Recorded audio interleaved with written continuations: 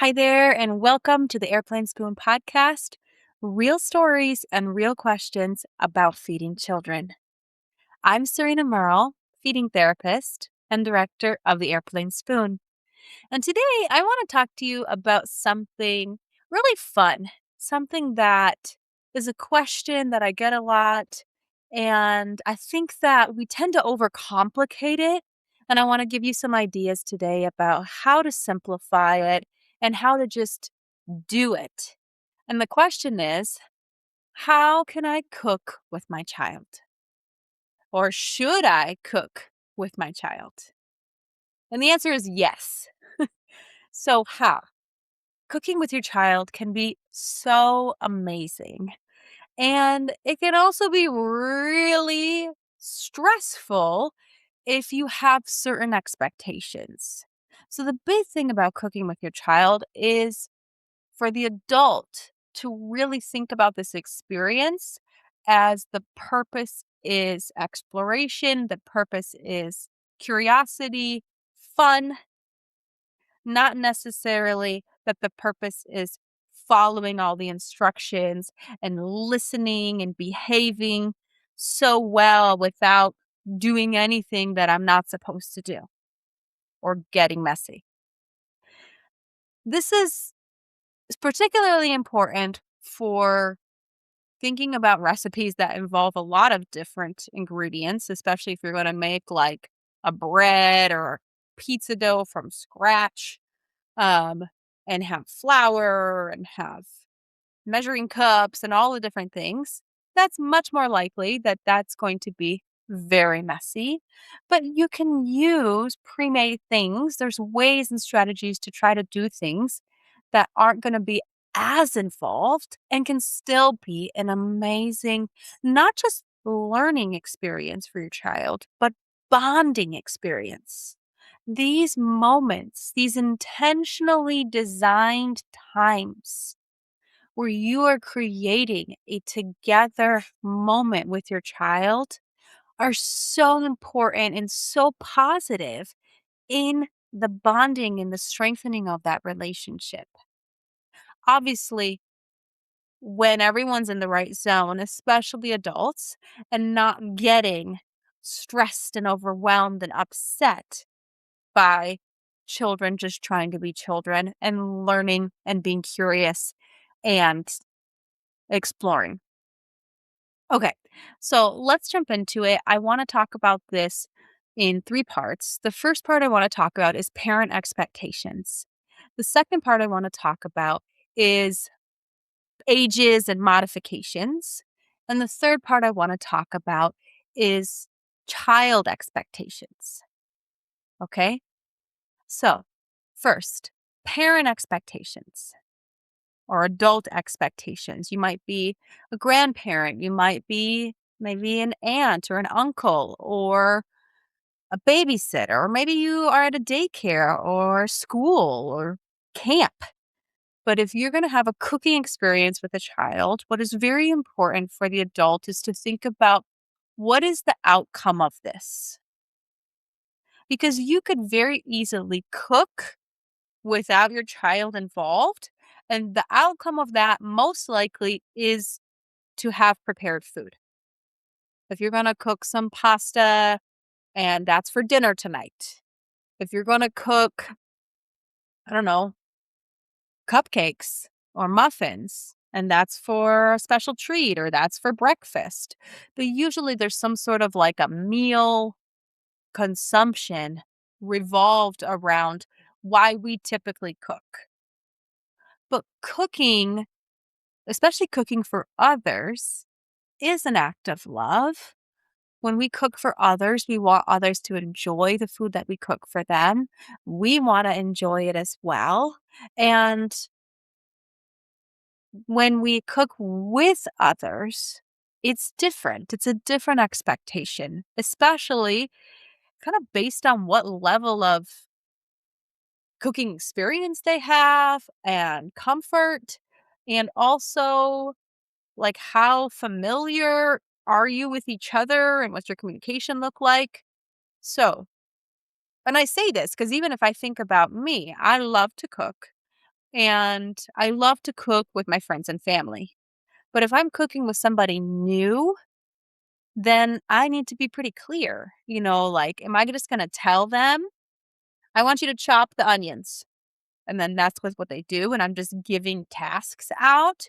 Or are we thinking about, ooh, what should we add? What should we do? And having it be more kind of decided between us. Who's guiding this? Is it becoming very tense because it's not going exactly the way it would go if I did it by myself? Well, of course not. It's not going to go the way that it goes if you do it by yourself because you're not doing it by yourself. And so, if having others with you is stressing you out, then maybe that's not something that either you can do as a bonding activity, or you just got to check a little bit your expectations for parents or adults, caregivers, when you're cooking with a child. If you have an expectation that everything is going to be very, very clean, it's not very realistic expectation. And it's probably going to cause more stress than it is enjoyment.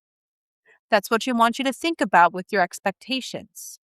Is this creating a positive experience? Is this creating laughter and joy and exploration and conversation and questions? Or is this creating stress and telling and repeating and negative? Which one is it? Because that's not what anybody wants. You don't want it. They don't want it. Anyone else witnessing this doesn't want it. And it's going to sour the whole food experience later on, too. You make these scones, you make these cupcakes, and then you're eating them and you're like, this was not very fun. I don't even want to eat this. Right? So, parent expectations. When I say parent, child care provider, caregiver, adult expectations, the expectation should be, how can I give my child a learning experience? How could I support curiosity or exploration? How could I make this be laughter filled and fun? Not just for my child, but for me too.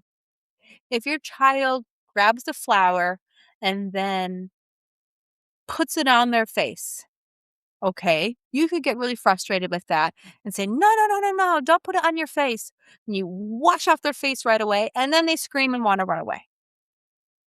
Makes sense. Okay. If it's not really a big deal and nobody's really getting hurt by this, we can be silly about it and be like, oh, you look like a snowman. What if you put some flour on your face? And now it can be silly. It can be funny. You could even pull out your phone and be like, let's take a picture and make it silly. You can look at it again later.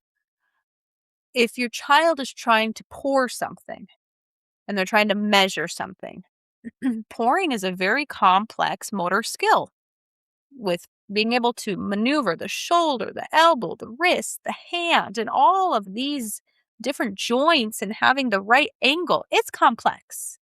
So we need to give our children grace that they are learning this. They don't have 20, 30, 40, 50 plus years of experience doing this yet. We need to give them that experience. And so if they're trying, we can there's two ways you could do this. You could just help them entirely. If you don't want them to spill the milk all over the counter or floor, you can just hold their hand with them and pour it together. To be like, I'm going to help you with this one. And they're going to, I don't want to. Oh, but this one we're going to do together. But the other one I'll let you do by yourself, right? If it's like the salt or something. I don't know. Giving them the chance.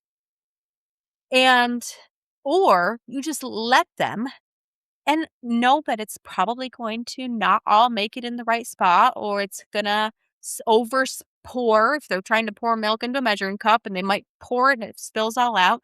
And you just don't really react, right? If the child's pouring and then they pour it over, And then, you just clean it up or leave it and be like, "Okay, try again." It depends on where you're at. But our reactions are often the kind of trigger of a child's reactions. If I'm dysregulated, a child is going to become dysregulated. And I see this a lot with parents. Now, I'm not saying that this is easy. It's simple. It's not easy. And it takes practice. This is why I say we start with the adults. It's not the kids. We start with the adults.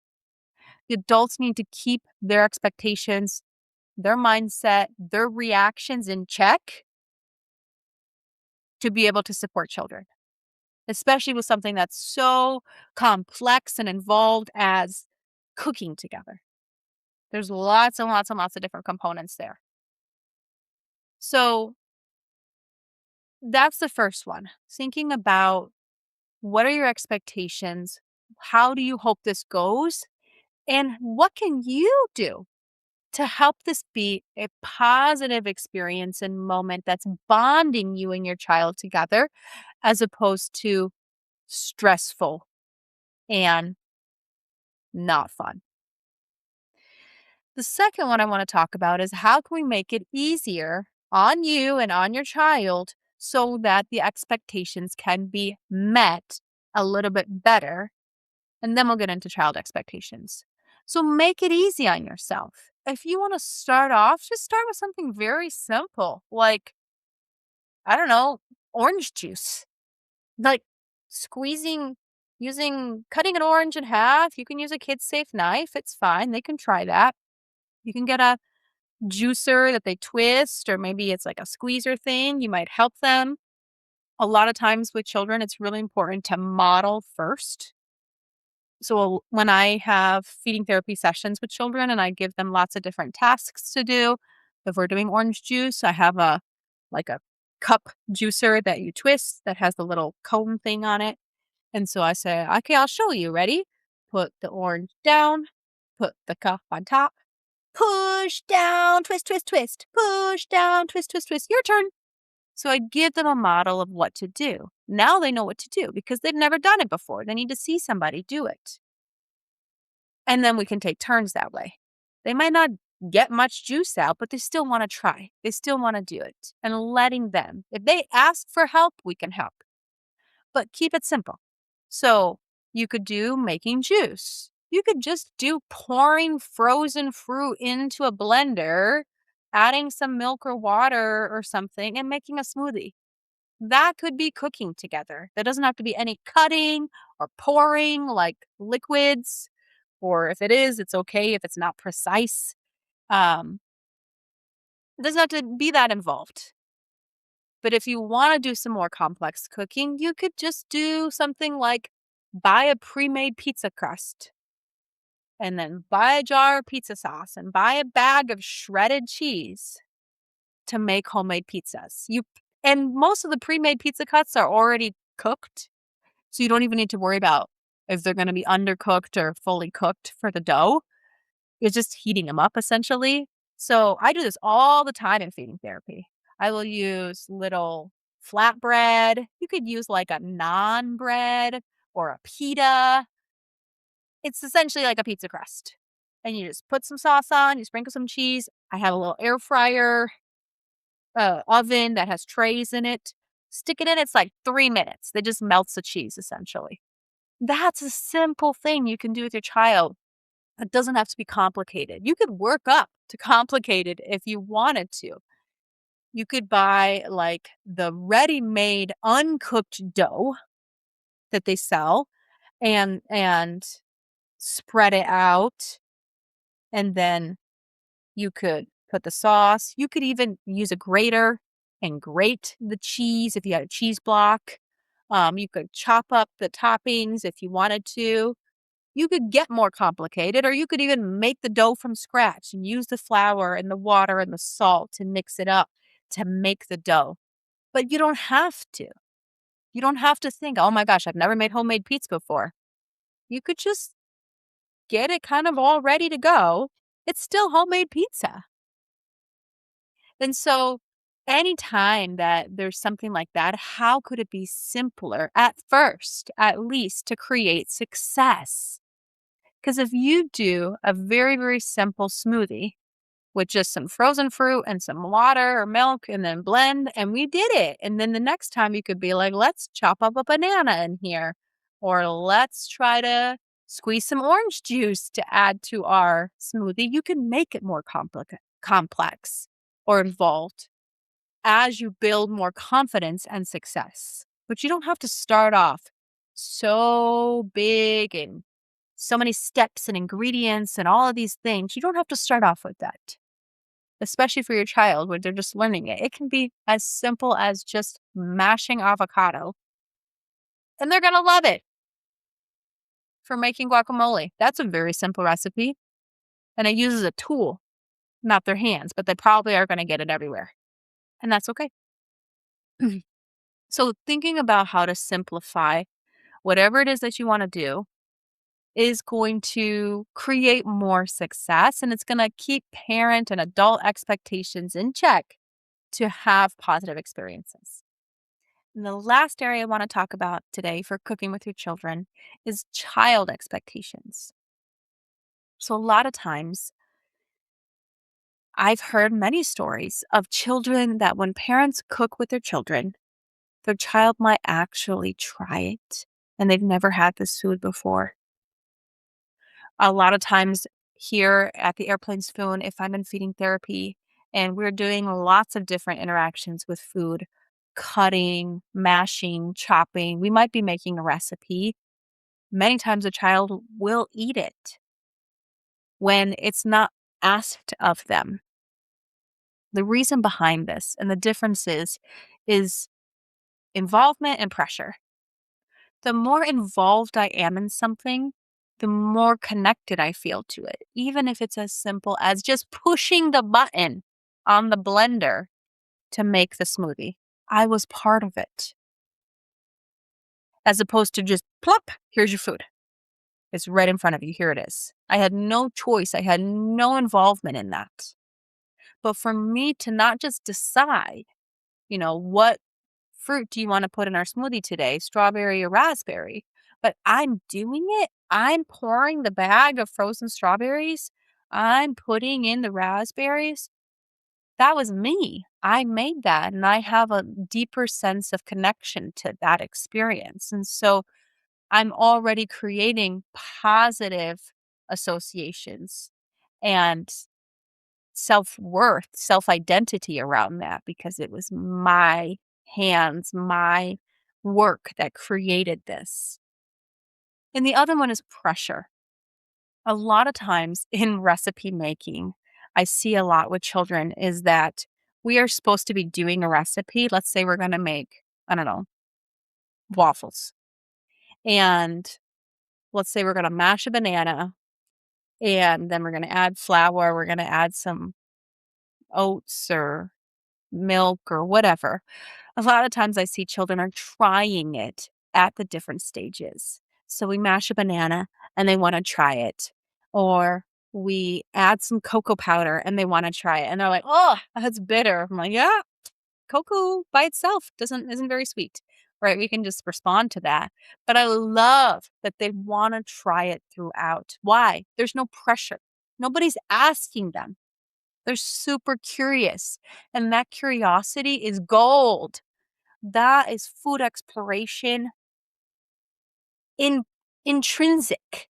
That motivation is coming from them. Nobody's telling them to do that. Nobody's asking them to do that. That's what we want. And so, yes, usually after the food is made, we can serve it and we can try to have it, and maybe they'll eat it. Maybe they'll be more inclined to eat it because they were more part of it, but there is a pressure there. There is an expectation there.